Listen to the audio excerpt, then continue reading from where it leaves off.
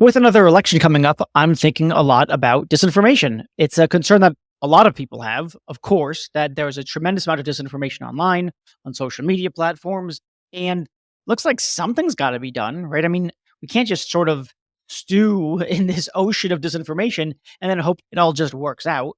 So I'm worried about disinformation generally. And then with the advent of generative AI, it looks like it's a lot easier to create disinformation and to scale it. And so this is sort of a worry on top of a worry. And I wanted to get clear on just exactly how much we should be concerned about disinformation in particular, generative AI, and what role it plays in disinformation, and what we're supposed to be doing about all this, because it doesn't seem like a very good situation. It doesn't seem like it's going to get better. So I came across this report put out by the Carnegie Endowment for International Peace, written by Jon Bateman and Dean Jackson, the title of which is Countering Disinformation Effectively, an Evidence Based Policy Guide. Always nice to see an evidence based policy guide. Who wants to see a no evidence based policy guide? That would seem like a pretty silly guide to make. Anyway, so they made this guide and I started skimming it and it's fascinating and detailed. And so I thought, let's talk to them and hear from the experts what they think about disinformation. The conversation was totally fascinating and in some ways encouraging and in much bigger ways discouraging, I thought. No less interesting for that reason. Encouraging because it turns out, plausibly, AI in general and generative AI in particular, it's not good. It's not good for disinformation, but it's not the sort of the thing that's the tipping point. It's not this massive, massive problem, at least by their lights. It's a problem, but it's really not the very, very dangerous thing that I thought it probably was. So that's encouraging. But the reason that it's not particularly powerful is because we don't need it. We can do a lot of damage without generative AI. And so the additional damage we can do, well, that's just diminishing returns at this point. So like I said, it's encouraging in one respect, but in a much larger respect, much more discouraging, I thought. We talked about a lot of things. Here are some three big ideas that we really focus on that you'll be able to track throughout the conversation. One was just this question about how much should we worry about disinformation broadly and generative AI in particular. So you'll hear obviously a lot about that. And in particular, you'll hear how persuading people to hold an opinion or a belief different than they had before is really, really, really difficult. And it's unlikely that personalization and targeting is really going to do that much in that realm. We talked a little bit about watermarks and their effectiveness, or rather their ineffectiveness. We talked a little bit about virality and the extent to which curbing virality might curb disinformation.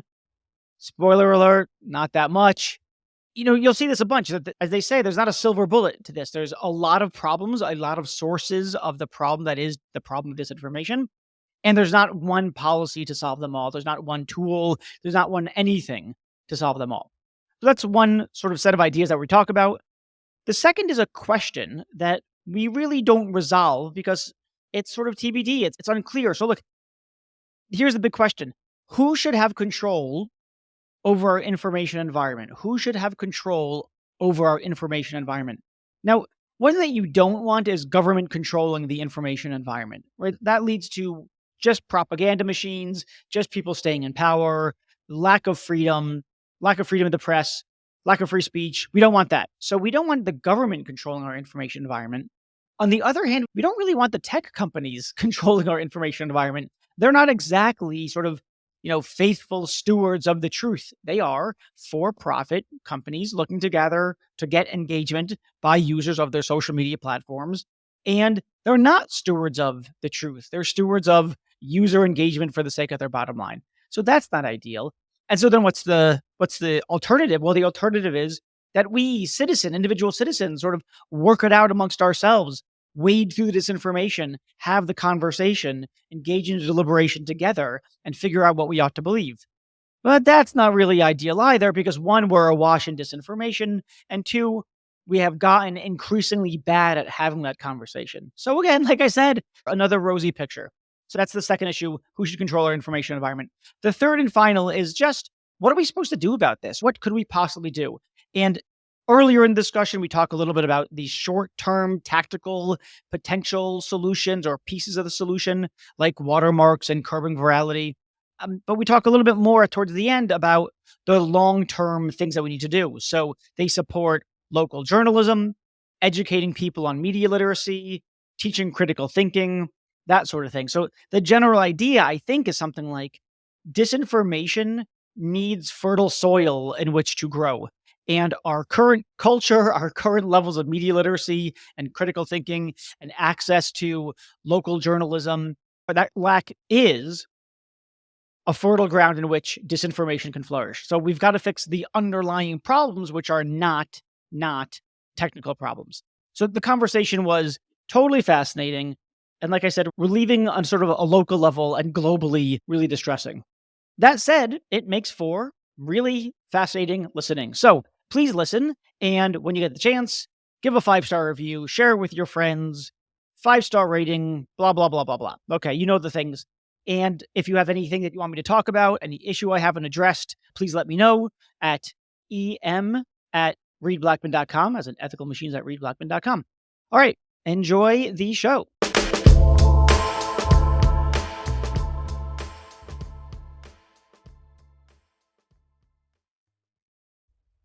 All right, guys, so people are freaking out about disinformation because of generative AI.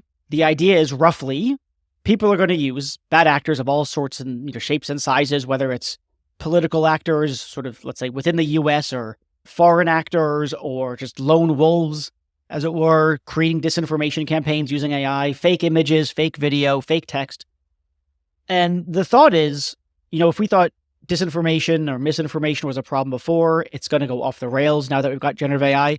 So I suppose my question to start with is something like, just how screwed are we here, if at all? Maybe the best way to start is that we're already kind of screwed even before the advent of generative AI. And it's not clear that generative AI is going to be the game changer that people worry about. All right. If you look back at some of the most, damaging forms of disinformation campaigns that we've seen in the United States, like the campaign to convince people that President Trump didn't actually win the 2020 election, there was not a lot of realism or detailed, powerful evidence that was required to convince millions of people of that. You basically needed a large population of people that were ready and willing. So that's the kind of demand side, people whose, psychological needs were stoked by that kind of narrative. And then you needed people who had big megaphones saying it over and over. And that's the kind of supply side of the narrative. So if the concern about generative AI is that it's just going to be so realistic, we've never seen anything like it before, it's not clear to me that realism is actually what's needed. So you could think of that as good news or bad news. Yeah, locally good news in the context of generative AI, globally bad news. Okay, so I guess in the picture, something like people think about the problem of disinformation being something like a campfire, and generative AI is going to pour a tremendous amount of gasoline on the campfire. And your point is something like, we've already have a raging conflagration, and generative AI is just a bit of kindling to add to it, but it's not really going to make a difference. I think that's right. Well, I don't want to say it's not going to make a real difference. It's too hard to make a strong prediction. But what we can see is that realism or even personalization, which people are very concerned about with the advent of AI, isn't necessarily the key persuasive factor for people. We looked at a case study of how micro-targeted ads, how persuasive are they in altering people's political perceptions and behaviors? And the answer is less effective than you might think. So if AI is just a couple gradations above where we are now, it seems plausible that society will adapt in different ways. I'm not sure that's the thing that I'm most worried about today. Let's talk a little bit more about that manipulation stuff. I mean, I know that a lot of people make this very strong claim that there's personalized ads, there's micro-targeting, they manipulate their audience, they know everything about you. There was that documentary, The Social Dilemma, that made it seem like the Facebook data scientists and engineers were just pulling the strings on the puppets of humanity. That always struck me as bananas. I do think, or rather, I've always thought, this is overblown. They don't have this kind of power. They can't push buttons like that. However, I'm more inclined to think that it's plausible that they're good at manipulating populations. So they can make good predictions at the population level, but not at the individual level. So they can't know that this ad is going to affect Reed or Dean or John in such and such a way. But they can predict that among these 10,000 people, we're going to get some percentage of that to shift the way that we want them to shift. And that's still a form of manipulation, but it's, if you like, population level manipulation, not individual level manipulation. Does that sound fair, accurate? Dean, do you want to comment on that?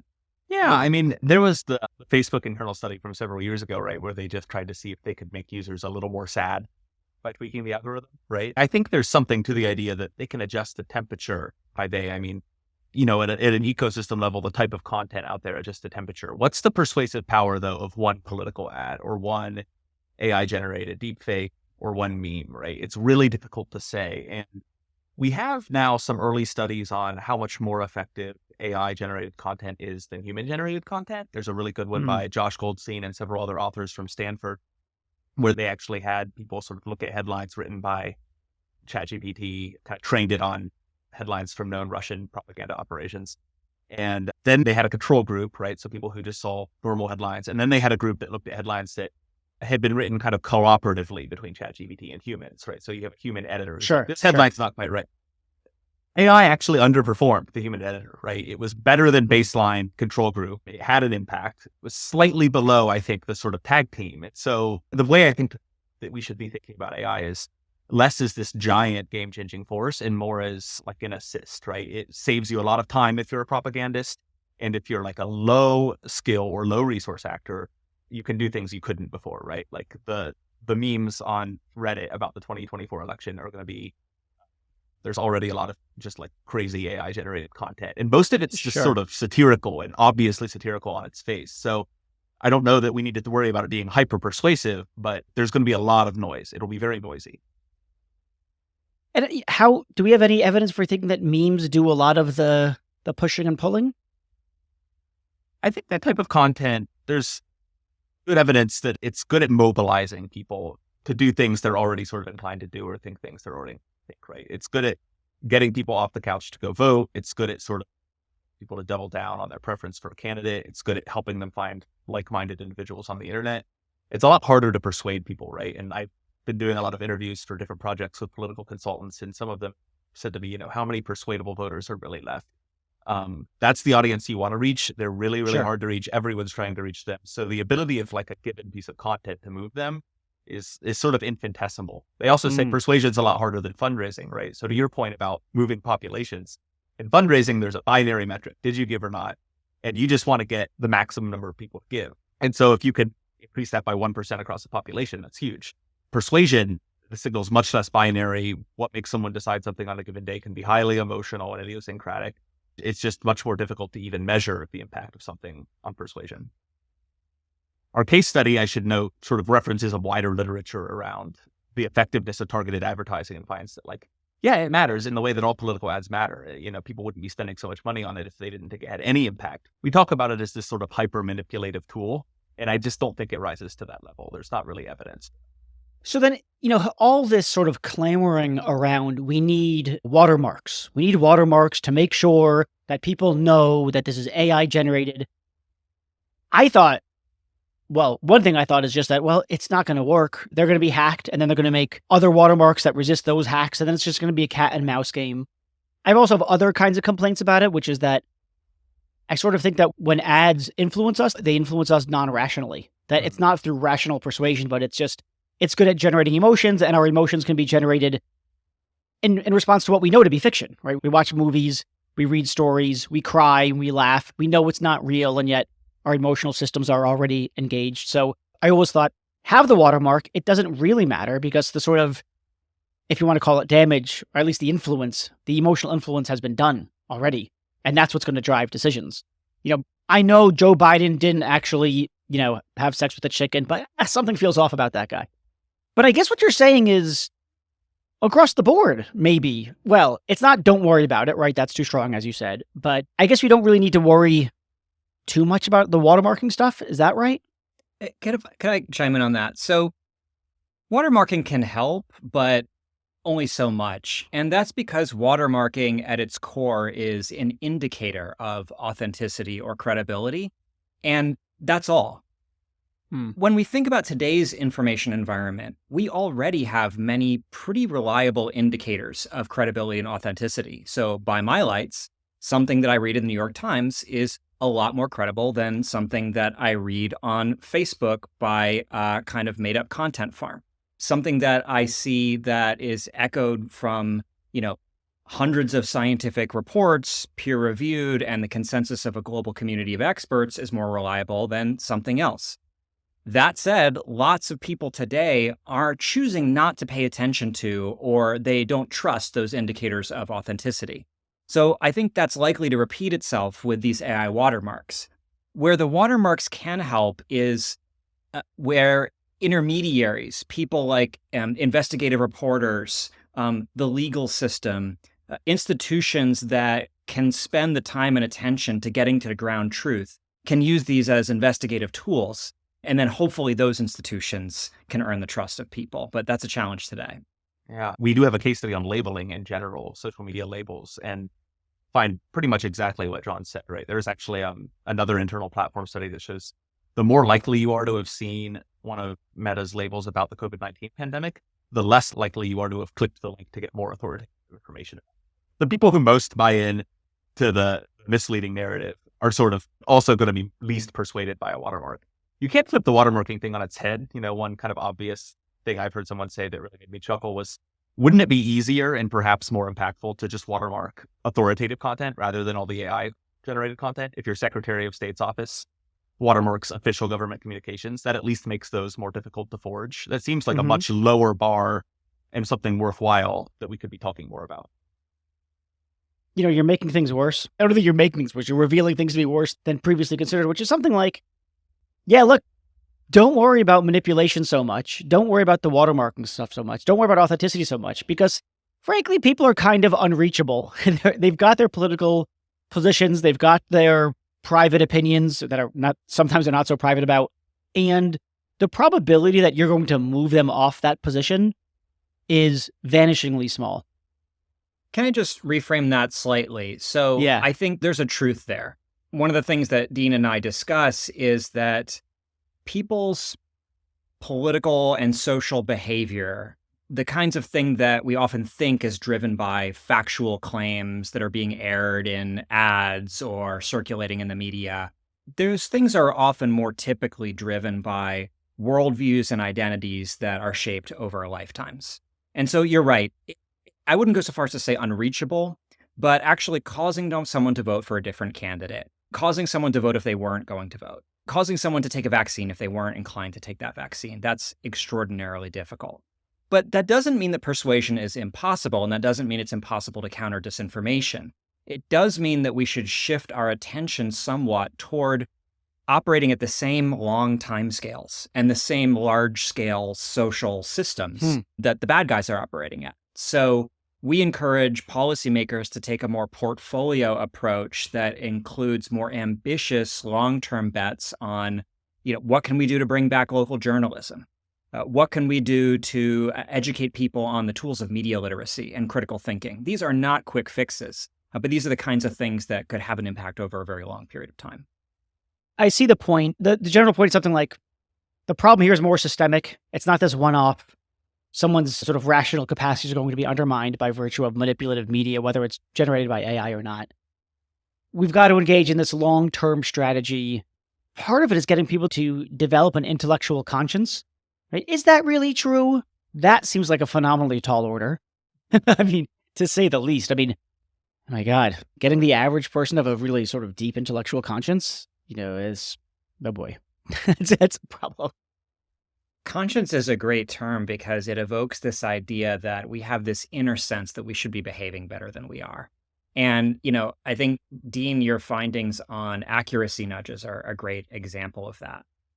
I don't know if you want to, bring that up. Yeah, so an accuracy nudge for the audience is the idea that you can sort of prompt users before they say share a piece of content they see online to reflect on whether or not that content is accurate, maybe give them a cue of this content comes from a source that's been fact-checked as false multiple times. And you sort of can shift a little bit the motive for their behavior, right? When you ask someone why they share a piece of content, why they click the share button, I think sometimes, especially in the kind of disinformation research field, we assume that people have this accuracy motive, that they share it because they think it's true and worth other people's time to read. If you survey them, a lot of times they just think it's funny or they want to signal agreement with it. an accuracy nudge sort of shifts them into that accuracy frame. Of course, academics would assume people are sharing stuff because it's true. Of course. Knowledge is the greatest good, of course. Right. So you think these sort of prompts act as a kind of like epistemic Jiminy Cricket to say, are you sure it's true? Are you sure you're thinking about the evidence for that conclusion? Yeah. And similarly, we have a whole case study on sort of like counter messaging and communications-based approaches. There's an interesting study cited in there that shows if you have somebody in the comments section of a post, if say there's an instance of hate speech in the comments and someone reacts to that and says, hey, that's not cool, probably says something more scientific than that. But, they react to it. They try to sort of push back on it. You statistically will see fewer repeat instances of hate speech lower in the comments, right? It does have an impact on the tenor of the conversation because it makes people think twice about their words and the impact they have. One thing I'd be interested to know is, do they have that same kind of reaction when they get that prompt? Like, no, it's true. How dare you question me? So I wonder if it's like the COVID vaccine thing where people just sort of further entrench themselves in their position. That's one sort of question. Another question that I have, I'm going to just rattle off a few because they're on top of my head at the moment.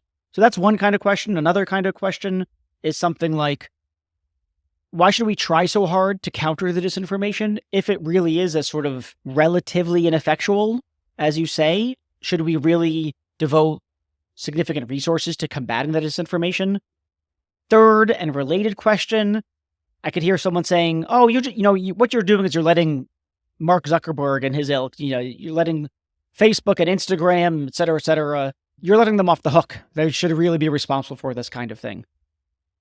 Let's stop there. That's enough questions. I've got more, but let's start with that. Why don't I hit, I think, the biggest question that you just asked, which is, why care about disinformation? Is this really a serious problem?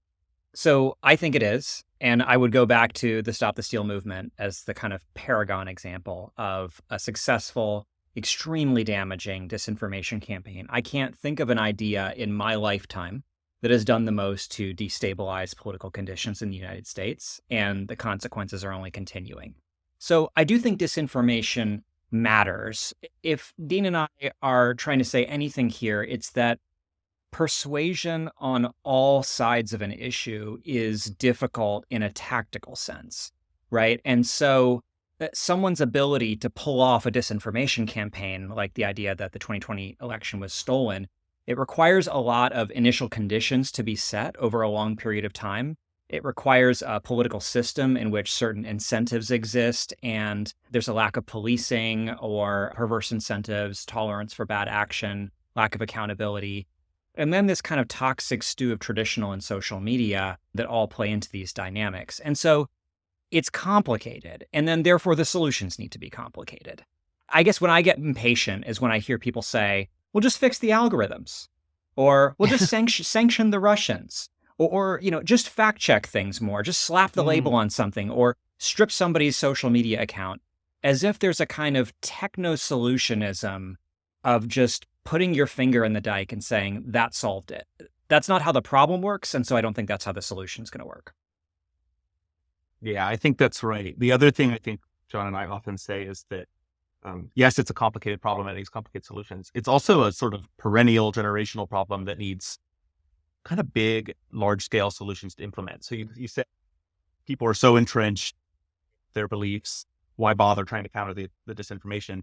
When you think about counter disinformation, you think a lot about sort of like fact-checking or labeling, the sort of tactical approaches Jon just mentioned, right? Responding to individual pieces of content. Then you asked the third question about like accountability for tech companies. Tech companies are an ecosystem, right? It's about lots and, millions of pieces of content flying between millions of users.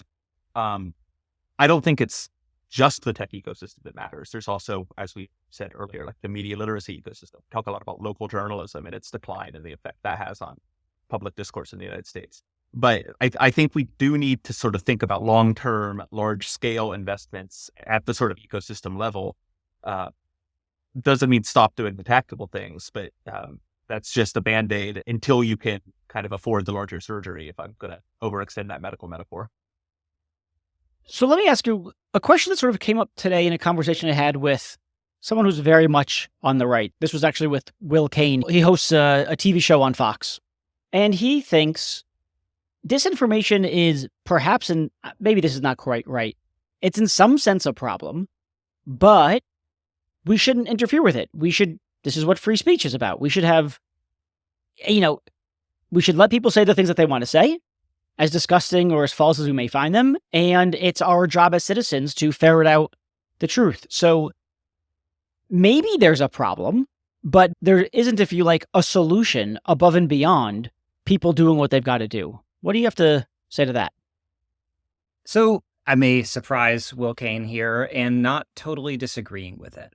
One of the overarching points in our report is that what counts as disinformation, what counts as countering disinformation isn't always an apolitical concept, right? We define disinformation the way a lot of people do is information that is intentionally false, right? So it is lying. That's not anything that we should be pleased with in any democratic society.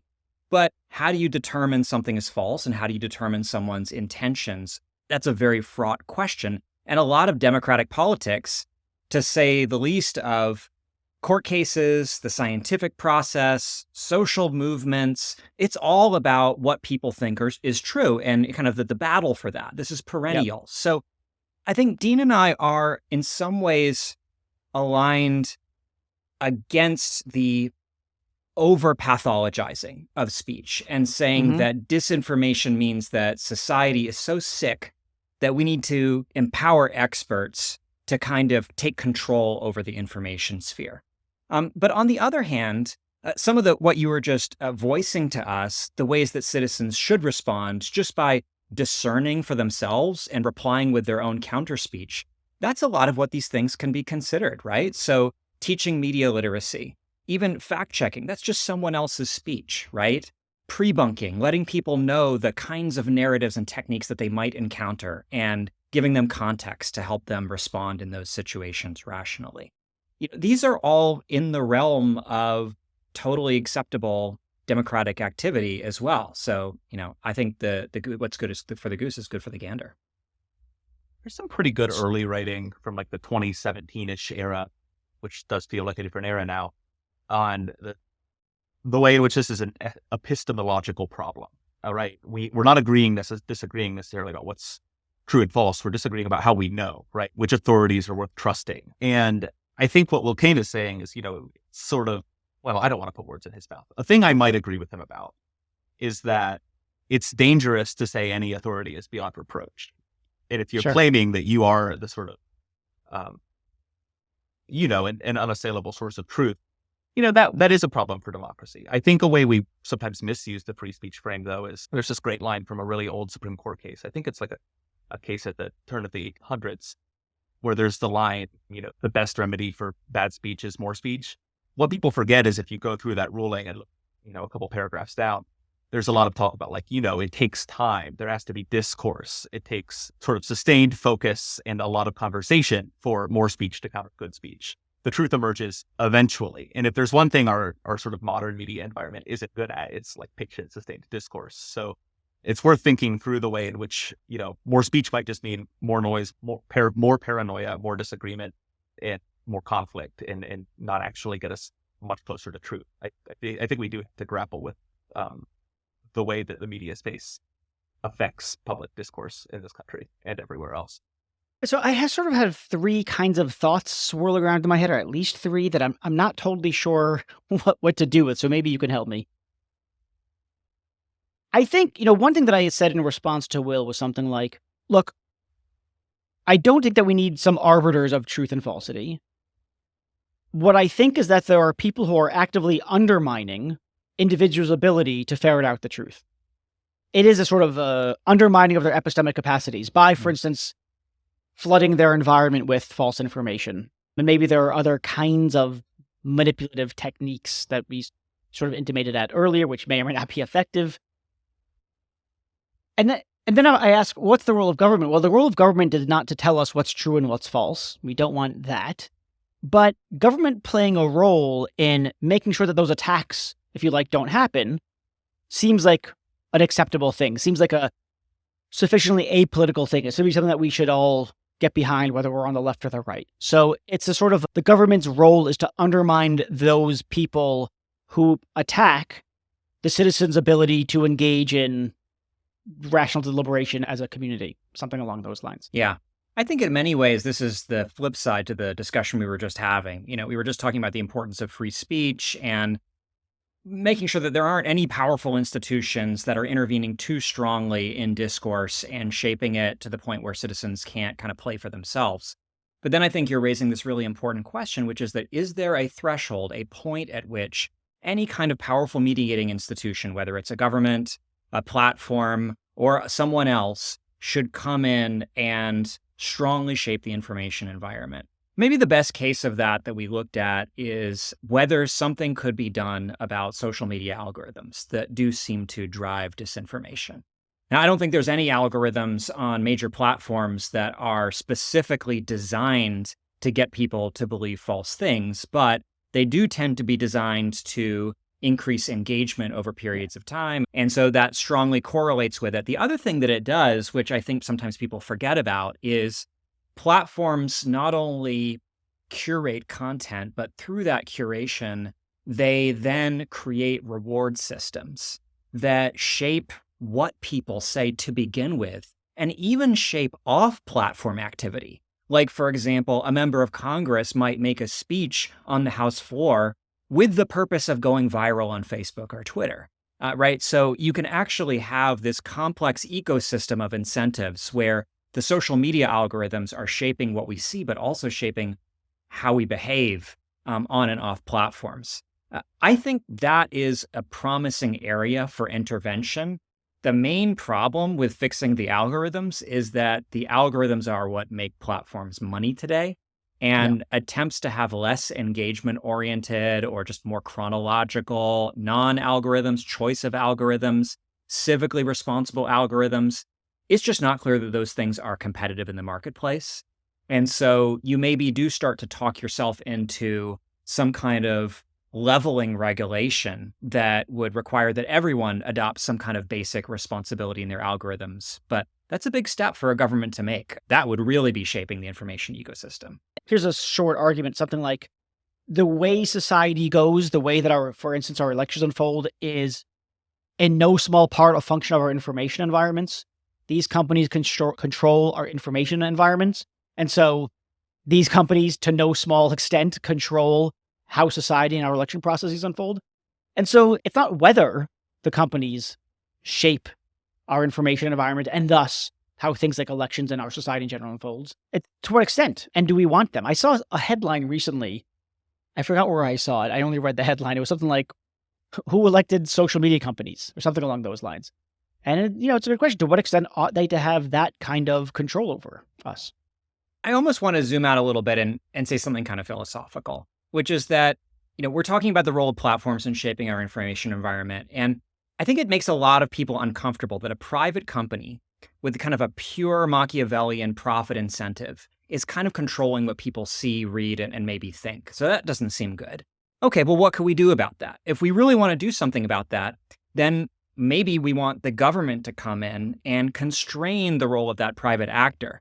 But in democratic societies, and certainly in the US, we have an even greater allergy toward the government using the coercive power of the state to then control these decisions about content and information. That seems really uncomfortable. So who's left, right? Who is the actor that is both legitimate and capable of making these decisions? It's not clear that there is someone. And so that's why I think some people, for better or worse, have been grappling for some kind of third way or new way. I'm not necessarily the biggest fan of the Facebook oversight board, but that was one of the early experiments, at least, of a recognition that, hey, can we invent something else? Something that's not quite this, not quite that. People are experimenting now further with the so-called Fediverse, federated or decentralized social media platforms like Mastodon, Blue Sky. Again, people that have looked into that, they come with new problems too, and they don't always solve the old problems. But is there some way to get out of this paradox? That's one of the challenges for society in our era. I mean, I take it that, one answer is something like, well, we're just going to have a sort of, competitive marketplace of different social media platforms with their different methods of curation. And, the people are going to decide how to solve the problem or not to solve the problem. And that may overjoy you or terrify you, depending on your assessments of the people. let me take a step back and ask sort of where are we on how much we need to be worked up about disinformation? I mean, part of me feels like what you're saying at a sort of bigger level is, yeah, disinformation is one of the variables or one of the causes in this giant causal stew of society. It's not completely insignificant, but it's not all that it's made out to be. And really, our problems are sort of more fundamental, more structural, more in the long time coming, and solutions are in the more long term strategies. Is that a sort of fair summary? I think one way to think about it is that disinformation it's one of a number of kind of political informational maladies that we should be worried about. And they're each different, but they're related, right? So we worry about disinformation. We also worry about polarization or partisanship.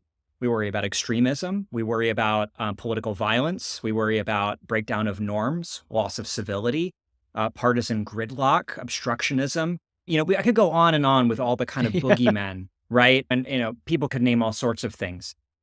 These are all in some ways distinct problems, right? So like, for example, people believing false claims or alternative facts, that is a distinct problem from being politically polarized.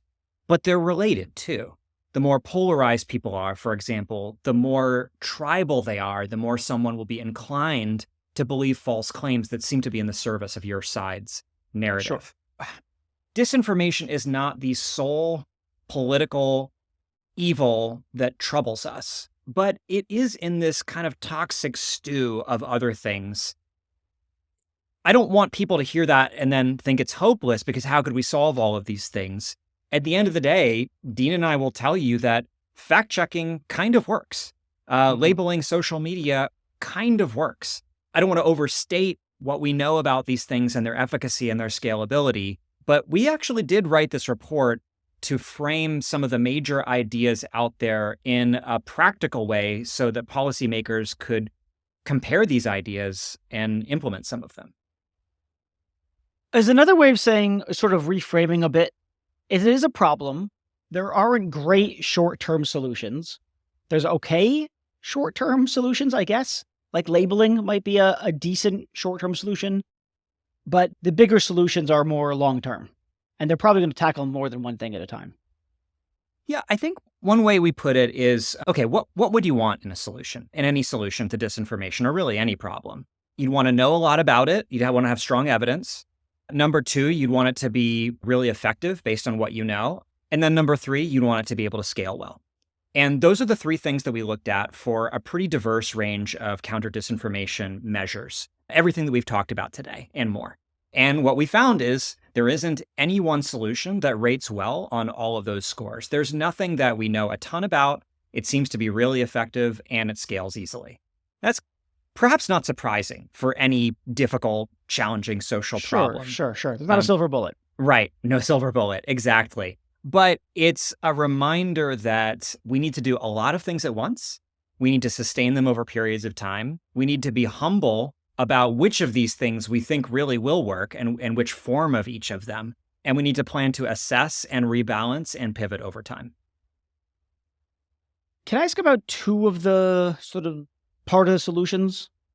You mentioned, well, you mentioned two things. You mentioned one thing a number of times, which was local journalism. Can you say a little bit about why local journalism is the kind of thing that helps to counter disinformation? Because my gut instinct or my gut reaction is to think that those papers are going to just be tribalistic, right? So you're going to be able to predict what's going to be in the, I don't know, Arizona Times versus the San Francisco Chronicle, right? So is it really going to help? Is local journalism really going to help create a sort of more collaboratively deliberative body politic, or is it just going to be a different way that we further entrench ourselves?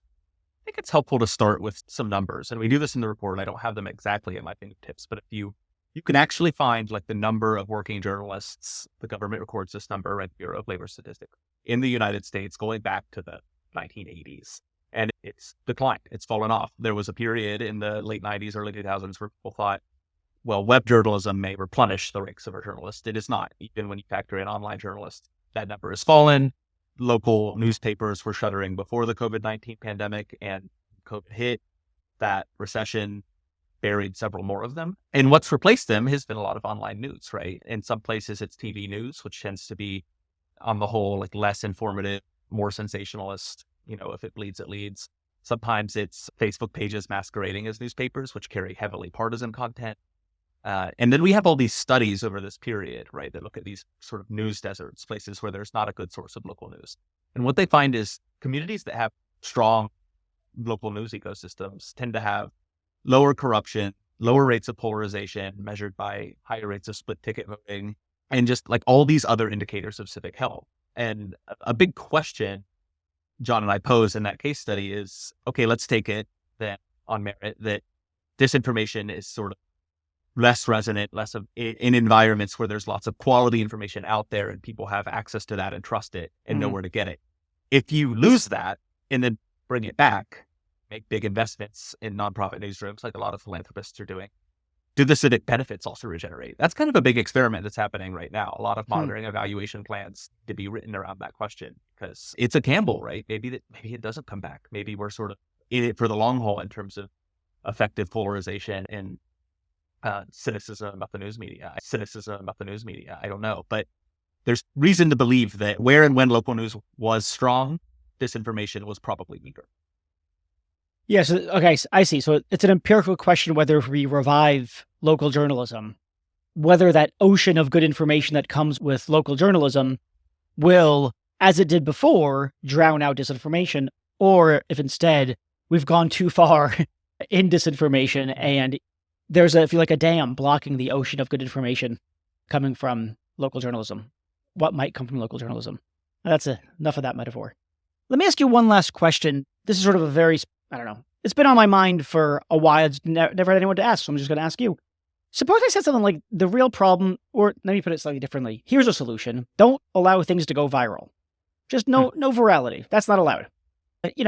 When things, or at least, when things start to go viral or start their symptoms or signs of virality, that things should be clamped down or slowed down, turn down the throttle until some degree of fact checking can be done by the platform. And then a decision is made about whether to let it go viral or not. I don't know. Is something along those lines part of the solution? Is virality, I don't know if it's the source of the problem as opposed to something like an exacerbator, a massive exacerbator of the problem? I don't know. Where does virality play into all this? Yeah. In late 2020, Facebook actually had a policy in place, which they called the virality circuit breaker, which did pretty much exactly what you explain. And this was a part of a suite of what they called break glass measures to protect the 2020 election. And so I'll throw that out there. I'll throw out there also some of Facebook's own findings that there are a relatively small number of accounts that are often responsible for providing huge signal boost to particular stories that go viral. Or, if you joined a Stop the Steal Facebook group, there were less than 1% of accounts in those groups were responsible for sending, I think, nearly half of the invites to those groups. And that's how those groups grew. So yes, like a small spark from a small number of accounts really can light this giant conflagration. I don't think having those policies in place solves everything though, right? Like you're not going to solve the problem of Donald Trump on the national debate stage speaking directly to the Proud Boys. There's always the ability to spread on WhatsApp. There are other channels. If you're really plugged into something, there's websites you can visit. So, but I think it helps. It's sort of like Jon was saying about the fact checking and the labeling and all the other things, right? You really got to throw the kitchen sink at it and do what you can to boost the health of information flows, but don't expect it to, as you said, there's no silver bullet. Yeah, just the flip side of that, so one notion, Reed, is slow down the information stream or the disinformation specifically. The other way of looking at it is speeding up the good information, right? Are there ways that we can use some of these same tools to scale up things like fact-checking, labeling, counter-messaging, using, sound authoritative information? I think there's a lot left to be tried there. And that's going back to generative AI, which is where we started. I have some kind of cautious, circumscribed optimism that some new technologies could help scale up the good practices as much or more as they scale up the best practices. That's great. Okay, well, honestly, I don't even know what to feel. I'm at a point where I don't know what to feel anymore. On the one hand, I feel kind of relieved. I'm not as worked up about generative AI and disinformation. I mean, I thought it was a problem. I get that you think it is a problem, but I feel a little bit better about it in some sense. But I don't know. I always feel pretty good that, okay, there are multiple solutions at play here. There are plausible things that can be done. And then I'm just, but then I feel like, oh God, who's going to do all these things?